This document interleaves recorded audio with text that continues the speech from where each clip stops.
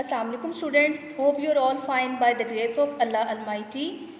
This lecture is our first lecture of second term, unit number 5, The Rain.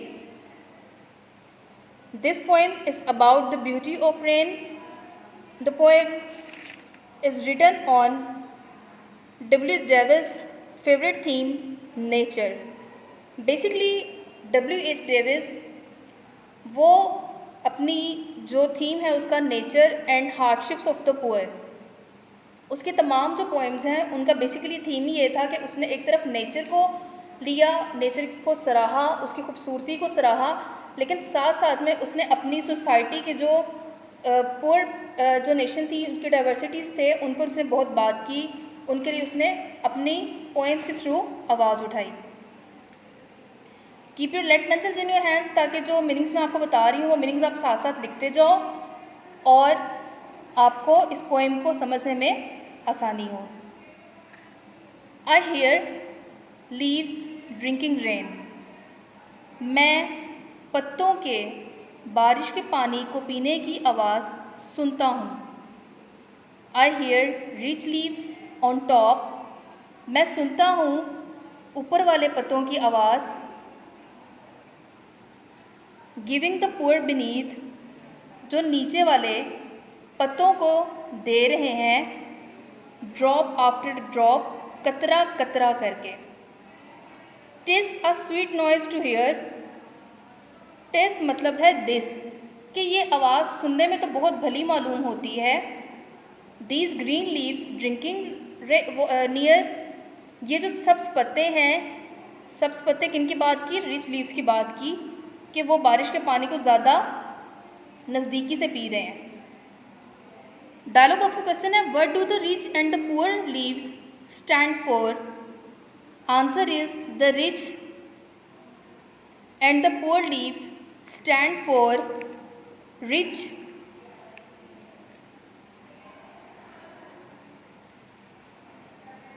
और upper class and lower class.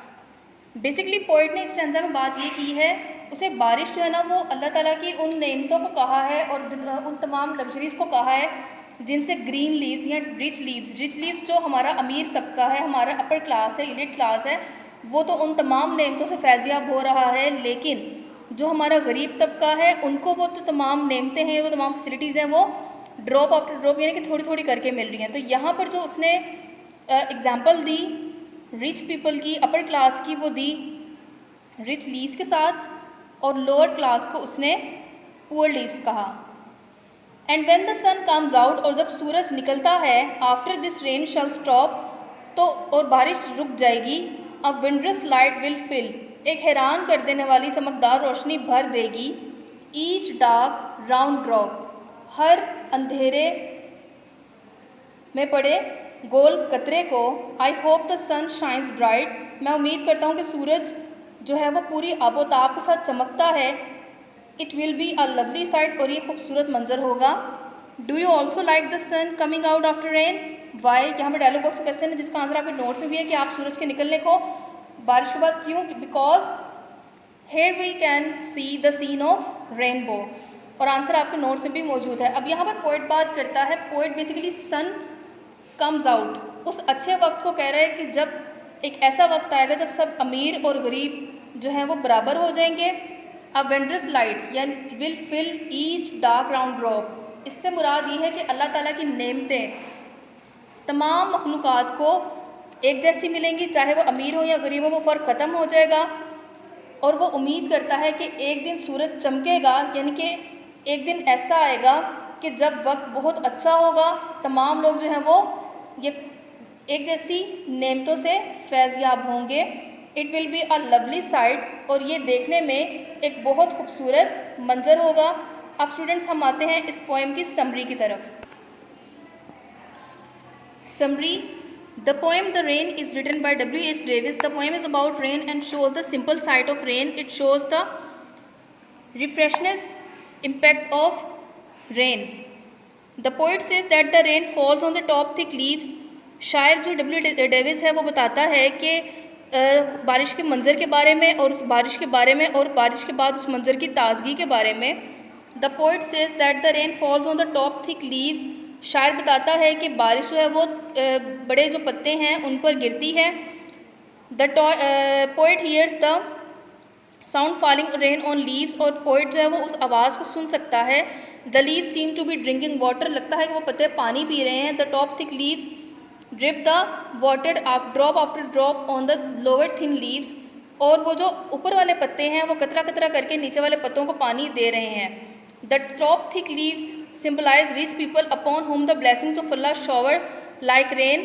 ऊपर वाले पत्ते अल्लाह ताला की उन नेमतों की अलामत हैं जो अमीरों पर तो बहुत तेज़ी से आ रही है। But these rich people give alms to poor in little amount coin after coin, लेकिन ये जो अमीर लोग हैं वो गरीबों को जो इमदाद या जो भी देते हैं वो सिक्का एक एक सिक्का करके देते हैं, बहुत कम क्वांटिटी में देते हैं। As the rich leaves pass on the rain water drop of drop to the poor leaves, जैसा कि ऊपर वाले पत्ते निचले पत्तों को कतरा कतरा करके पानी दे रहे हैं।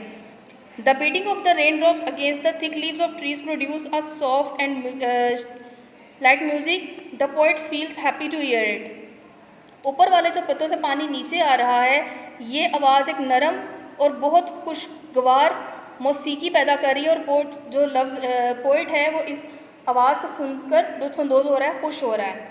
आफ्टर द रेन स्टॉप्स, जब बारिश रुकती है, sun comes out of the clouds, सूरज बादलों से बाहर आता है। ये इट शाइन्स वेरी ब्राइट, ये बहुत खुशगवार चमक के साथ नमूदार होता है। The drops are look very lovely in the bright sunshine, ये कतरे उस खूबसूरत जो धूप है उसमें बहुत चमकदार दिखाई दे रहे हैं। The poet says the sunshine shines everything with billions.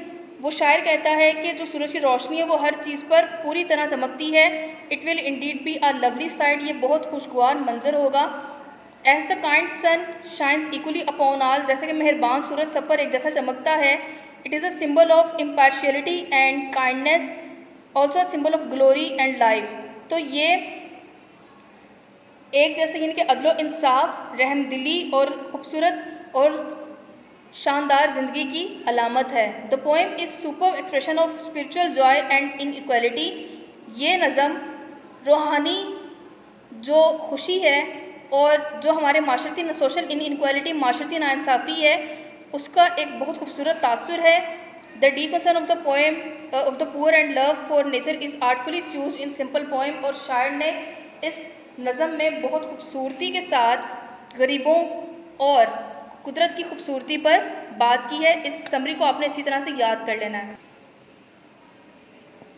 Okay students, अब हम आते हैं इस चैप्टर की एक्सरसाइज की तरफ। Give an antonym for each given word and make sentences with both words, कि आपने इन वर्ड्स के जो है antonym means opposite word, means opposite लिखने हैं। रिच, अब क्योंकि सेंटेंसेस आपके जो है वो पेपर पैटर्न का पार्ट ही नहीं है तो आपने इनके सेंटेंसेस जो है वो नहीं बनाने। रिच इसका एंटोनिम होगा या ऑपोजिट होगा poor, top, bottom, near, far, light, dark, bright, dull, noise, silence, lovely, ugly. All right, next हमारे पास है denotation and connotation. Denotation, it is the dictionary and literal meaning of a word. ऐसा word जिसका जो dictionary meaning होता है या जो लिटरल मीनिंग उसका सही मीनिंग होता है वो डिनोटेशन कहलाता है। Connotation is the emotional, contextual, cultural meaning attach to a word, और कोनोटेशन से मुराद एक ऐसा वर्ड है जो किसी का इमोशनल वर्ड हो, कॉन्टेक्चुअल उसके सियाको सबाक से रिलेटेड वर्ड हो, या उसका कल्चरल मीनिंग हो जो अदर शेड्स या मीनिंग्स जो है वो शो करते हैं, उसको कोनोटेशन कहते हैं। Example, home, house, residence, dwelling, all these words mean a place in which someone lives. अब इन सब जो ये हमारे वर्ड्स हैं इनका डिनोटेशन यानी कि डिक्शनरी मीनिंग तो ये है कि वो तमाम जगह जहाँ पर लोग रहते हैं, लेकिन इसका कोनोटेशन होम का क्या आएगा कि घर कैसा होता है, कूजी, आरामदेह, खूबसूरत, यानी कि इंसान वहाँ पर जब वो सिक्योरिटी फील करता है। हाउस, द एक्चुअल बिल्डिंग, कि असल जो इमारत है उसको हाउस कहते हैं। रेजिडेंस, कोल्ड विदाउट फीलिंग, यानी कि वो जो है ना वो कोल्ड फीलिंग में आती है कि रिहाइश है, ठीक है, बस एक, यानी कि उसमें कोई दिलचस्पी या कोई जो है वो एक अटैचमेंट फील नहीं होती। डिवेलिंग, प्रिमिटिव और बेसिक, यानी कि किसी चीज़ की बुनियादी जगह जो है उसको कहा जाता है। तो इससे साबित होता है कि इन एग्जाम्पल्स के थ्रू के डोनोटेशन मतलब डिक्शनरी मीनिंग और कोनोटेशन मतलब उसके जो डीप मीनिंग्स हैं। Read the following sentences, answer the question below. Adil was surprised, Adil was amazed, Adil was astonished. What is the general meaning each of three sentences about Adil? Do the words surprised, amazed and astonished have approximately the same denotation? Use dictionary to find what additional meanings are suggested by astonished. Would a person be surprised or astonished by seeing a ghost? कि अगर आप किसी ghost को देखेंगे तो क्या हो जाएंगे, सरप्राइज होंगे या एस्टोनिश होंगे, तो आप एस्टोनिश होंगे।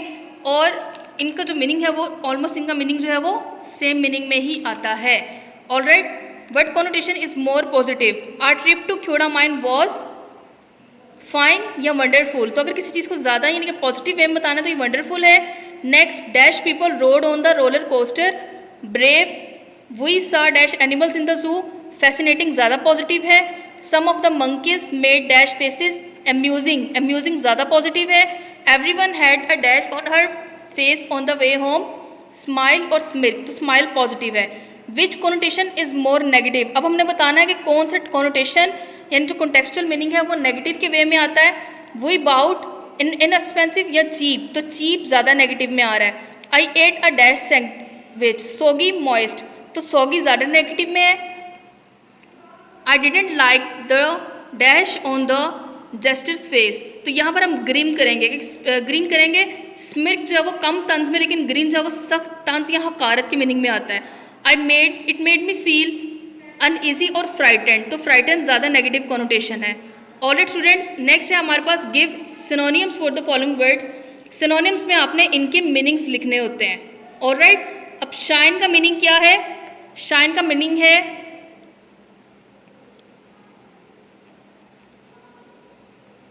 ब्लेज। ब्राइट का मतलब स्पार्कलिंग।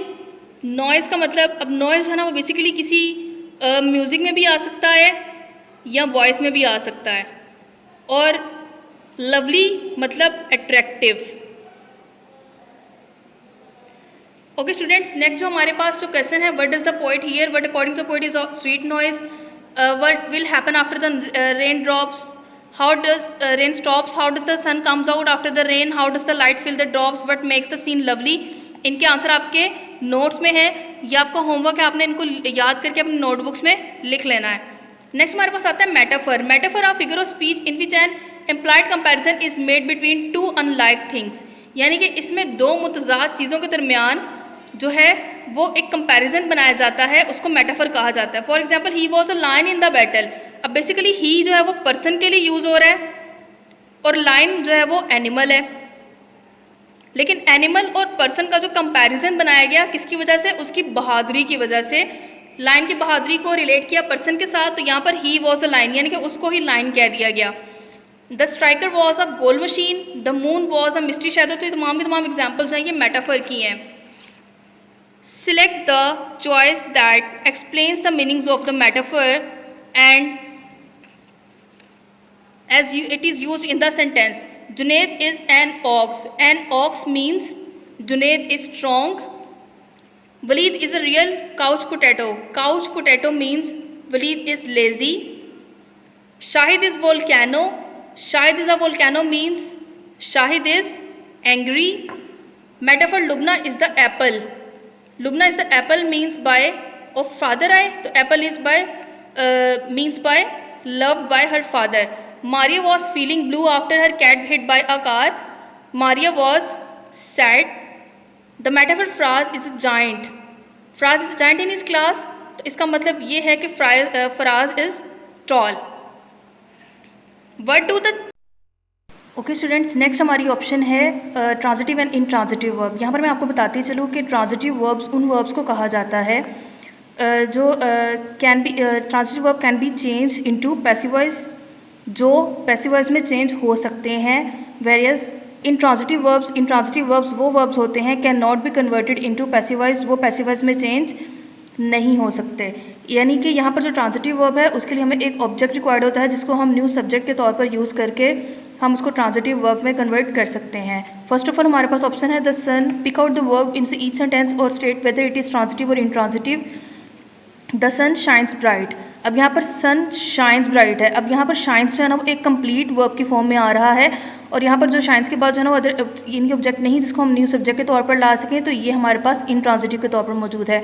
नेक्स्ट है I hear a noise. I hear a noise में हियर जो है वो वर्ब तो है लेकिन अ नॉइज़, उसको कंप्लीशन के लिए अ नॉइज़ एक ऑब्जेक्ट की ज़रूरत, एक अदर वर्ड्स की ज़रूरत है, तो ये ट्रांजिटिव है जिसको हम पैसिव वॉइस में चेंज कर सकते हैं। नेक्स्ट है Ali drives the car carefully.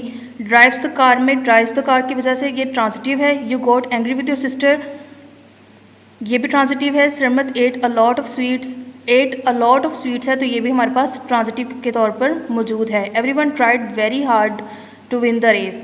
अब बेसिकली यहाँ पर जो मेन वर्ब है ना वो ट्राइड है और ट्राइड के बाद वेरी हार्ड लिखा हुआ है, यानी कि यहाँ पर हमें ये पता चल रहा है कि ये अपनी सेंस में कंप्लीट है, इसलिए इन ट्रांजिटिव है। शी नोज़ द सीक्रेट, और शी नोज़ द सीक्रेट जो है वो ट्रांजिटिव वर्ब के तौर पर हमारे सामने मौजूद है।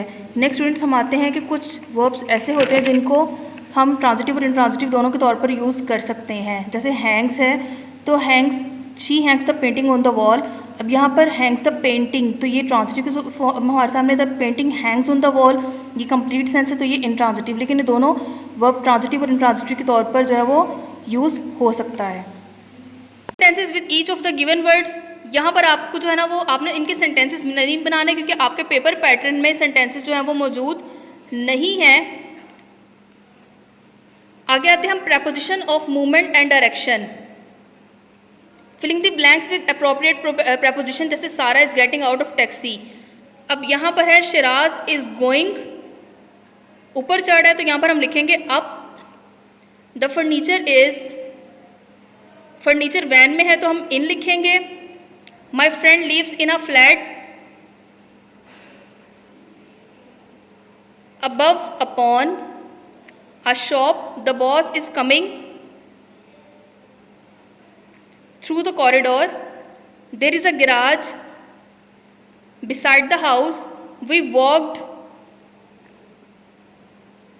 around, क्योंकि यहाँ पर मैप में जो आ रहा है वो अराउंड का आ रहा है, ठीक है, एरोज बने हुए हैं। there is a statue, अब स्टैचू उसके सामने तो हम लिखेंगे in front of,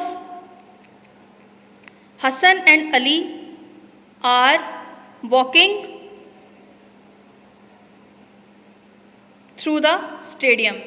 Next है where did the fly go, put in these preposition appropriately, की जो मक्खी हमें इसमें नज़र आ रही है इन एरो से हमने बताना है कि वो कहाँ कहाँ गई। The fly came in through the door, it flew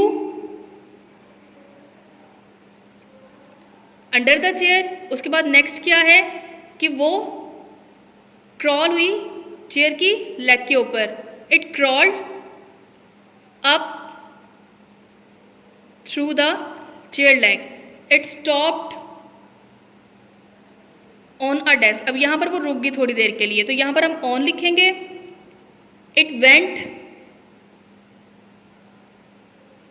around the, अब यहाँ पर देखो सर्कल बना हुआ है तो सर्कल ये शो कर रहा है कि यहाँ पर इसके इर्द गिर्द ये घूमी है, अराउंड आ गया। उसके बाद it flew, ये द्रास में गई, into ड्रॉर में गई, into लिख अराउंड द, अब यहाँ पर देखो सर्कल बना हुआ है तो सर्कल ये शो कर रहा है कि यहाँ पर इसके इर्द गिर्द ये घूमी है, अराउंड आ गया। उसके बाद इट फ्लू, ये द्रास में गई, इनटू ड्रॉर में गई, इनटू लिख दिया। इट वेंट, अब खिड़की से बाहर गई तो यहाँ पर लिखेंगे out of. Active voice and passive voice हैं। एक्टिव वॉइस आप जानते हैं कि जिसमें हम पहले सब्जेक्ट को लेकर आते हैं, फिर वर्ब होता है और फिर ऑब्जेक्ट होता है, और जब हम इसको पैसिव वॉइस में कन्वर्ट करते हैं तो हमारा जो सब्जेक्ट है, ऑब्जेक्ट है, वो न्यू सब्जेक्ट बन जाता है।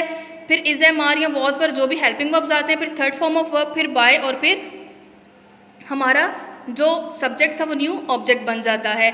हमने इसको फिलिंग करनी है पैसिव वॉइस के according. We dash a letter that day before yesterday, तो यहाँ पर हम लिखेंगे वी वर्ब, हेल्पिंग वर्ब आ गया।